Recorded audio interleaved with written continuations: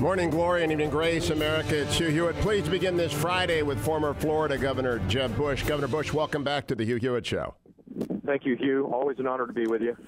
You gave a big speech at the Reagan Library this week. Is it a fair summary that a central theme of that address is that the Islamic State exists and has established a caliphate because President Obama and Hillary Clinton walked away from Iraq in December 2011 when they pulled out 40,000 troops?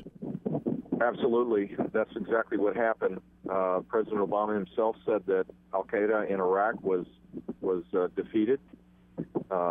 He has stated that the surge was successful, and had he kept the forces agreement, negotiated it to extend it, we wouldn't have had this problem. American troops would have created stability, and instead of that, we allowed Maliki to resort back to his sectarian tendencies. He gutted the military. He allowed Shia influence to exist. And the chaos that ensued created ISIS. The agreement that your brothers signed in 2008 said all of our troops would be gone by January 1, 2012, unless a new agreement was negotiated. And some blame former Prime Minister Maliki and the Iraqis for that failure. You're saying, no, it's President Obama and Hillary Clinton's failure. Why is Maliki off the hook here? Well, he's not off the hook, but because the United States disengaged completely, we had what we had. I mean, had they, the understanding was that this deal would have been extended. Everybody that was involved in it agrees with that. You can't rewrite history. But immediately, politically and diplomatically, and certainly militarily, we disengaged, and as such, Maliki's bad tendencies came to the forefront. The president still had the ability to negotiate a deal, and he didn't do it. And the net result is then that we pulled back too fast against the advice of the military. Ray Odierno is leaving, I think, today. And one of his parting comments as he departed was that it was a mistake to leave too early. In your remarks on the 11th at the Reagan Library, you said President Obama and Secretary of State Clinton were, quote, so eager to be peacemakers, they failed to, so eager to be history makers, they failed to be peacemakers. Jeb Bush, did President Obama and Hillary Clinton lose the peace? I think if you look at the record, this is all about legacy. The Iranian agreement, I think, fits into this category today. John Kerry is, with great fanfare, opening up diplomatic relations in Havana. And the departure of American troops and American presence in Iraq, all of this is for fulfilling political agendas, and it's legacy building, but history's not going to be too kind because we've created a less peaceful world rather than a more peaceful world by these actions. Yesterday, the Wall Street Journal reported that Islamic State militants likely used mustard agent against Kurdish forces in Iraq this week. Is that laid at the feet as well of Hillary Clinton and Barack Obama that the Islamic State is now using WMD? Well, and I think the implication was that they got this from Assad. So the irony, of course, is that not only is Iraq unstable, but Syria is just completely collapsing. And the tragedy is that with great fanfare, we announced an agreement to eliminate chemical weapons from Syria, and the net result was that it didn't happen. ISIS apparently has gotten their hands on it, and we see what happens when we use grandiose language and don't back it up. And the danger now is that the president doesn't have a strategy to deal with ISIS. He admits it. It's the one thing that he has admitted for twice in the last year. And the net result is that every day that ISIS remains in the form of a caliphate, it gets its energy to be able to recruit more people. So even if our sorties have some success in killing their soldiers, which has happened, they're larger today. They're actually stronger today than a year ago when the caliphate was formed. Now, Governor Bush, Muammar Gaddafi said on March 17, 2011 to his opposition in Benghazi, quote, we are coming tonight. We will find you in your closets. Hillary Clinton said the same week, quote, we want to support the opposition who are standing against the dictator. This is a man who has no conscience and will threaten anyone in his way. She added that he'll do terrible things and, quote, this is a man who has no conscience and will threaten anyone in his way. Was it a mistake to topple Gaddafi? It wasn't necessarily a mistake to topple Gaddafi, but there should have been a plan for security and stability afterwards. And that's the lesson of the last 20 years is that if we're going to engage, for our own national security purposes, then we better have a plan to create a stable situation or those voids are filled. In the case of Libya now, you have an ungovernable state where you see the mass execution of Christians on the shores of the Mediterranean, and you see bloodshed being the norm, and you see Americans losing their lives in Benghazi. Now, is that critique also applicable to your brother's decision to invade Iraq, that there wasn't a plan for the successful toppling of Hussein afterwards? I think it is. I think that's the lesson learned, is that you have to have great intelligence, and I think that the decision not, to disband the Iraqi military rather than to co-opt it to create a secure Iraq first for its citizens was a mistake, and that's the lesson. The lesson is American power, military power, is still the greatest in the world, and we can have the desired effect militarily, but we need to think through how we create security and peace afterwards, or we have chaos, and that's exactly what happened in Libya. Now, this is an important argument for 2016, obviously, Jeb Bush. Is it easier for you with the last name Bush to make it, or is it harder for you with the last name Bush to make it? It doesn't matter. I'm the first candidate to have a view on this with enough detail for people to see what the world would look like if I'm president. It doesn't change my views. I've sought the advice of the best people that I can find that have served in the executive and in Congress and in think tanks and all sorts of other places that have given me this view that this is a grave threat for our country, and the threat of homegrown terrorism was brought to mind even greater when the FBI director several weeks ago said that this was the thing that kept him up at night the most, was that homegrown terrorism inspired by the ISIS caliphate and other radical Muslim terrorists is his biggest concern. And he has investigations in almost every, if not every, FBI office all around the country right now. We're under attack. And this lackadaisical effort as it relates to cybersecurity and certainly Islamic terrorism is something that I would reverse if I was president. General Soleimani flew to Russia on the day of the first debate. It was brought up in the debate. Is there a new axis of evil between the mullahs and Putin? Well, yeah. I mean, they're selling the most sophisticated missile defense capability several days after the big announcement that took place.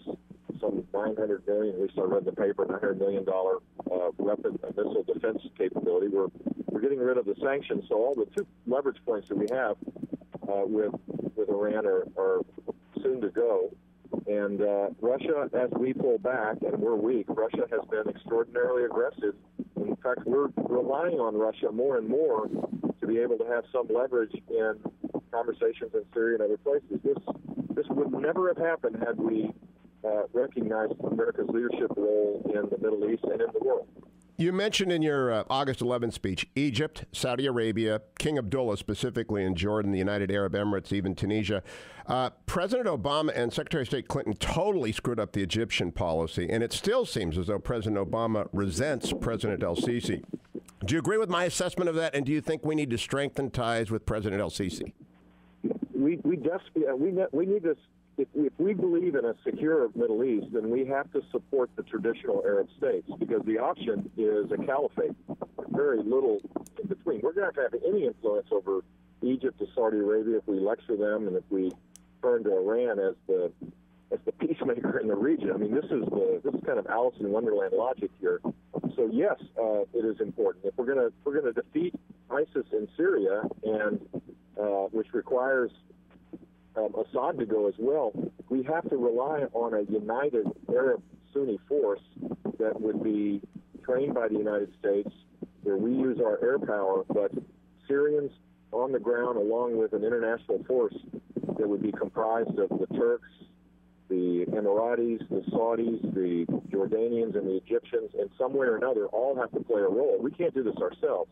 And as we have created worse relations with each of these countries, and certainly Israel is in this category as well, people have lost confidence in us. We've lost our credibility.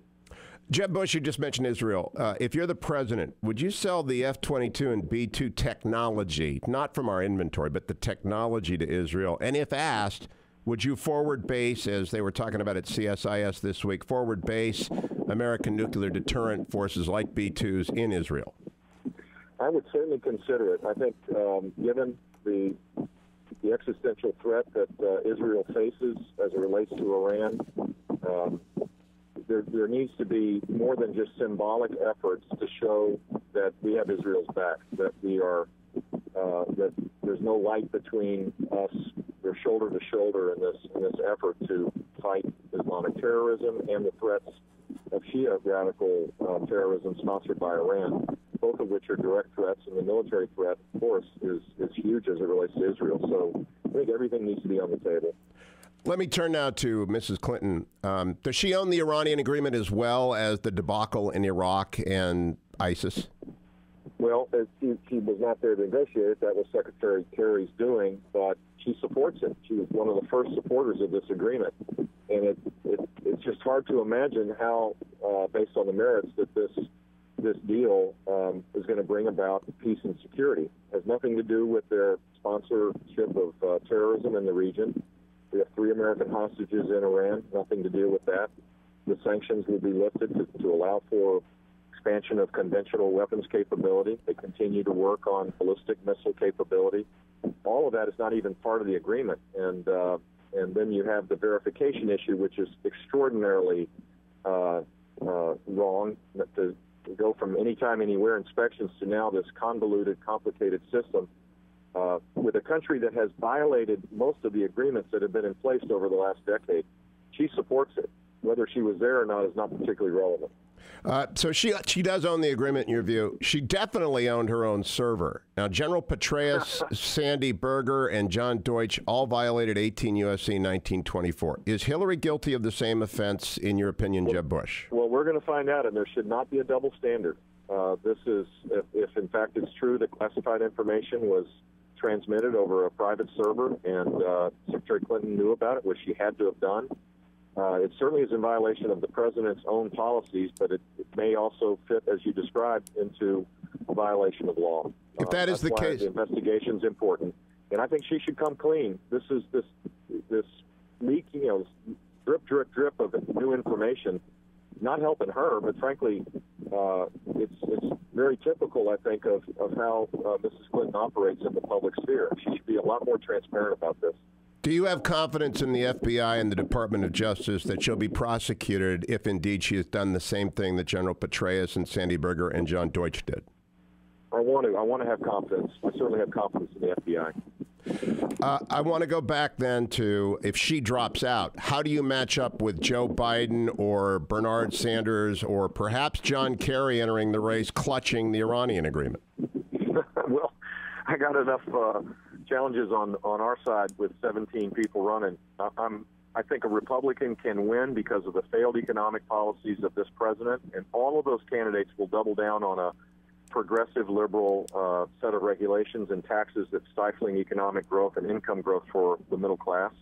And I believe that foreign policy will be a increasingly important part of this campaign, and all the candidates you mentioned are either in sync with President Obama or to the left of him. And I think a Republican can win by being hopeful and optimistic about the economy and strong and advocating peace through strength in foreign policy.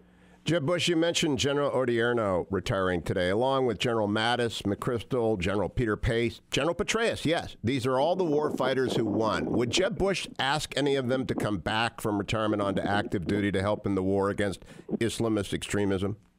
I don't know whether they would serve or not, but every person you mentioned, given their extraordinary service to this country, would be an honor to work with them. And I've sought their advice. Obviously not General Odierno. He's leaving today at 5 o'clock. But others that you mentioned, I've had conversations. They're not supporting me, but they're eager to provide advice to someone that wants to have the best foreign policy. And so they're patriots in my mind. Does this country have a plan for dealing with Islamist radicalism? You mentioned in your speech it is spreading like a wildfire, and I don't think we have a plan. Do you think we do? No, we don't. We don't have a plan. It's this policy of, in effect, it's like running out the clock.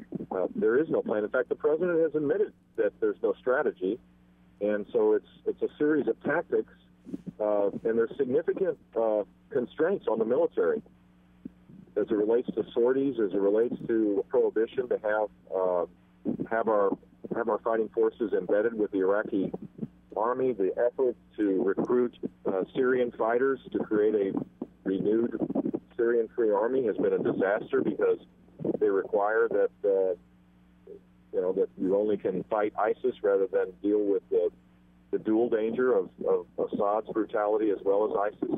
We've managed this with constraints from up above. I do not believe the military, left to create a strategy for success, would have created a series of tactics like this. So no, we don't have a strategy, and we need one. This president can't even call it for what it is, which is Islamic radical terrorism. Now in the form of a state, a pseudo-state, a caliphate, that gains its energy by its existence. They're not in any caves. They're openly running countries where they extort people's monies. The largest amount of revenue that ISIS receives is in the form of brutal taxation of anybody that is in Mosul or Fallujah or Ramadi or any of the Syrian cities.